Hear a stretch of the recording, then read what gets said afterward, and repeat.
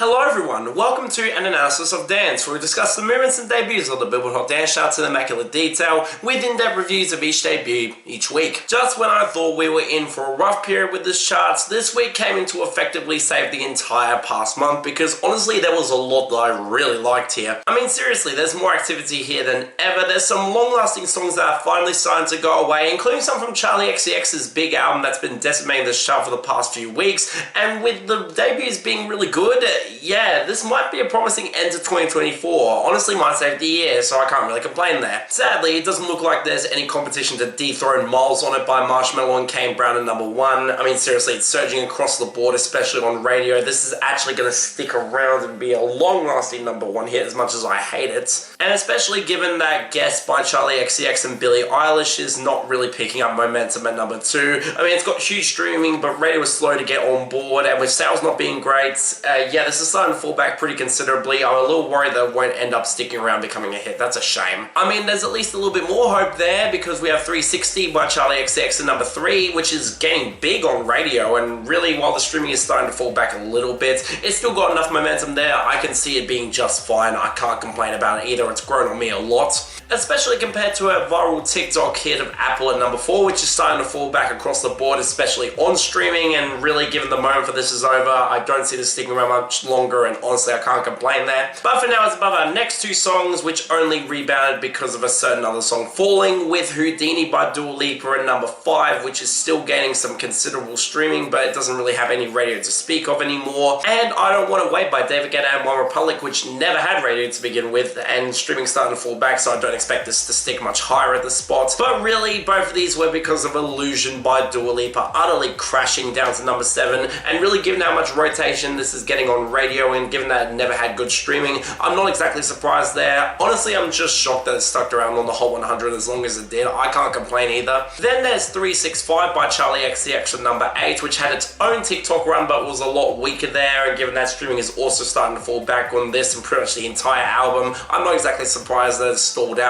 Honestly, I'm amazed it got here at all. And then there's Von Dutch by Charli XCX at number 9, which seems to be the one that gets serviced to club play a lot more than the other ones, and really, considering it seems like a bit of an afterthought and it has hit 26 weeks, I'm kind of interested if this actually sticks around in the top 10. I wouldn't mind if it did, but honestly, given how long it's been around, I'm not hopeful there. But what could dethrone it at number 10 is a song that I've been waiting to get into the top 10, and honestly, I'm just glad it's here regardless. Move by Adam Portnoy featuring Malachi at number 10. And look, this is really solid, and I'm not exactly complaining that it's here, but given how long it's taken to get here, and the fact that radio is surprisingly not on board with a song that's easily accessible, I don't expect it to do much, but honestly, with all the songs falling above it, I expect it to at least jump a little bit, and I can't complain there. But what's not getting higher are falls and fall-offs, and man, it's really notable that outside of one of these fall-offs, the rest of them are all interesting to talk about, and really worthwhile as well. I mean, you had just songs that hit 20 weeks like Slay by Eternals, and These Words by Badger and Natasha Bedingfield, that are both going to make the year-end list and be on opposite sides of the quality spectrum for me. The big story is Charli XCX, who finally started to see some album cuts fall off, with both So I and I Might Say Something Stupid exiting, and really given one of them is absolutely garbage and the other one is really good, yeah, you can probably tell which one I want to have make the year-end list, even if I don't expect it to. And that even translated over to our falls, where we saw Club Classics down to 20 and Rewind down to 49, and really the latter one's going to be gone next week, and it's one of the worst songs on the album, so you know what, I can't complain there. Nor am I complaining that Kylie by Fuerza Regida is down to 48, and wow, that really did not stick around,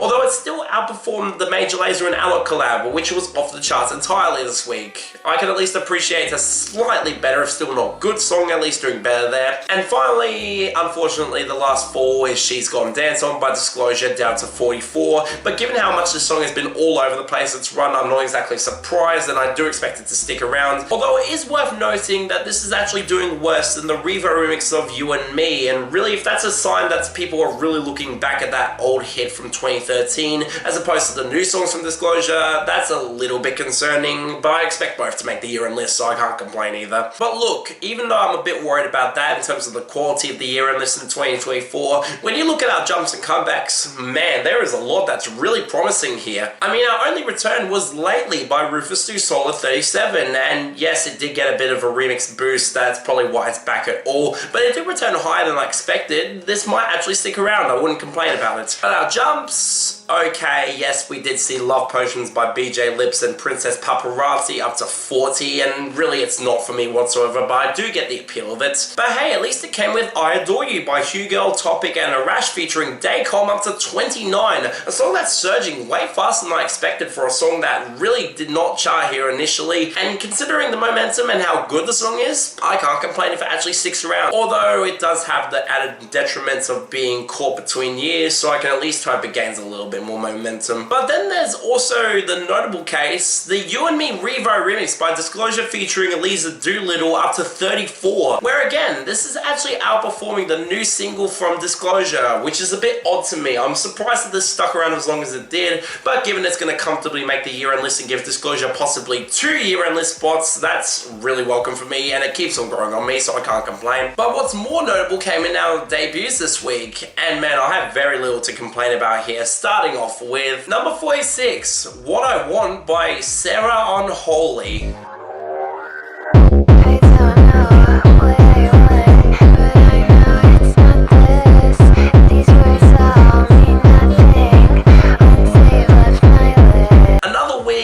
Bizarre left field pivot that has a 50-50 chance of actually sticking around here, and with this, okay, seriously, are we going back several years now to the point to just try and find hits on this chart? Because this song came out in 2022 and only just got re-released nowadays because of TikTok edits where this has a very low chance of sticking around if it actually did gain momentum because of that.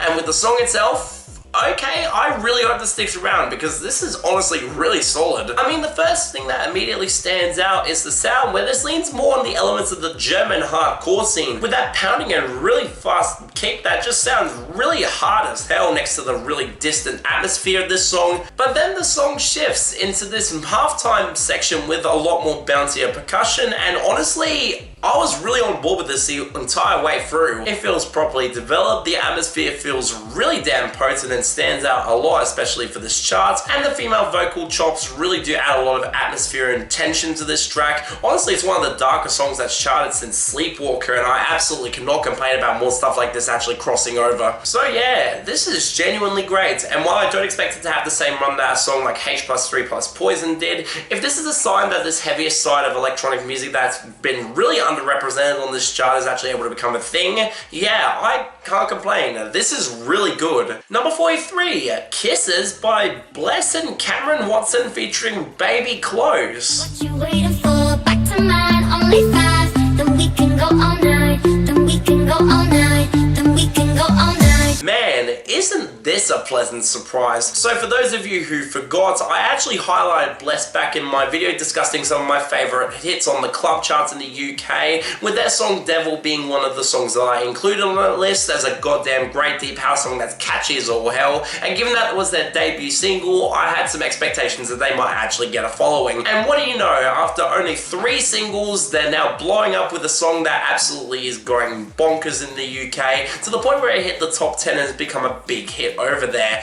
And with the song itself, okay, this is really good too. I mean, it's more of that speedier house sound that artists like AAoD and Hannah Lang have been doing in the UK that's really been getting a lot more momentum in recent years, and I can't complain there. With those old school plucky synths against a filthy as hell bass line and one of the most fun hooks that's incredibly catchy, as well as being easy to dance to, I get why this has become a smash hit straight away. It's also a track that makes good use of its concise length with a really sharp production style that really doesn't hold back at all, and bbyclose's vocals, which are pitch shifted up but also really infectious and full of energy. She fits into this vibe perfectly, and I just love the way this song sounds. Really potent stuff. Let's hope this becomes a hit in the United States like it did in Great Britain. I'm really excited to see where Bless go with their future singles, as sporadic as they are. This is great. Check it out. Number 36, I Only Smoke When I Drink by Nimino.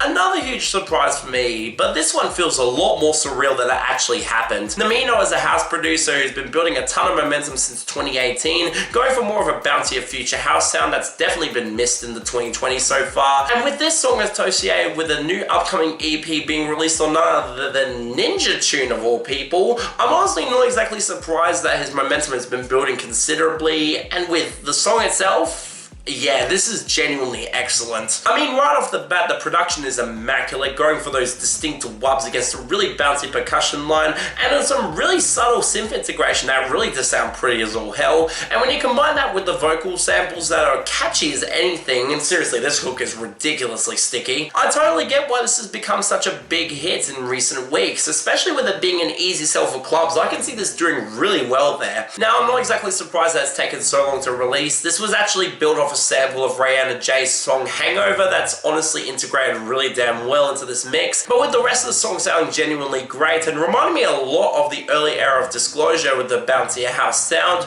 Honestly, if Disclosure's gonna go down a different route nowadays, I would take this alternative alongside them here. This sounds incredible. So yeah, genuinely great song, and really I hope the momentum continues to go up because this guy has a ton of potential to be absolutely huge, and with this song doing really well on streaming, I can only hope it sticks around. Great stuff. Number 31, Woof by Sofi Tukker and Kah-Lo.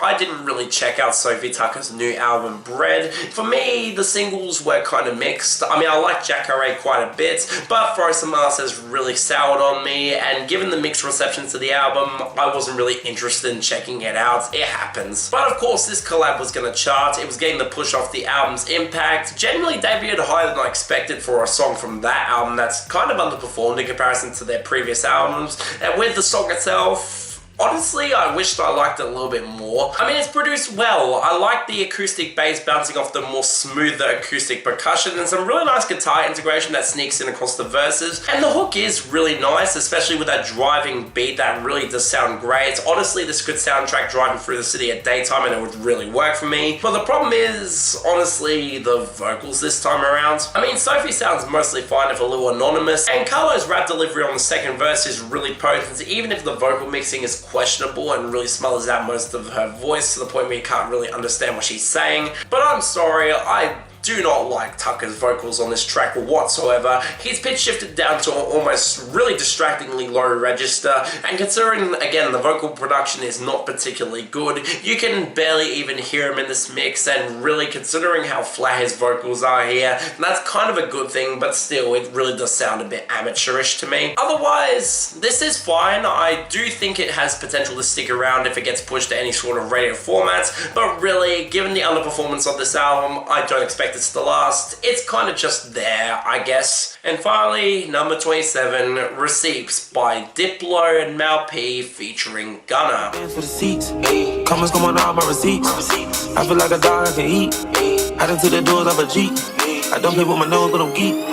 Honestly, I've not really been looking forward to this one, and that feels weird to say. I mean, I've liked Mal P's first charting songs, and Diplo has honestly produced a lot of real quality recently, especially with Gunna, who's proven on songs like Praise that he can actually flow over this sort of house production. So what caused me to be worried about this? Well, it's more so because of Mal P's change in singles recently, where he's going for more of a mainstream sound that's more accessible, and honestly, compared to the stuff that broke him through, I've not been impressed whatsoever, especially with On Again. That song is terrible, and I'm really glad that it flopped. It really did nothing for me. I mean, intro showed some promise, going for more of the spacey atmosphere that reminds me a lot of Astroworld era Travis Scott, and honestly, I get why it works for some people, but then the beat comes in, and it just does not do anything for me, especially with those hand claps against the obviously sped up vocals of Gunna that are mixed really badly in this mix. And yeah, this was the part where I really checked out of the entire track, honestly. I mean, there's at least groove here. Both of these producers can actually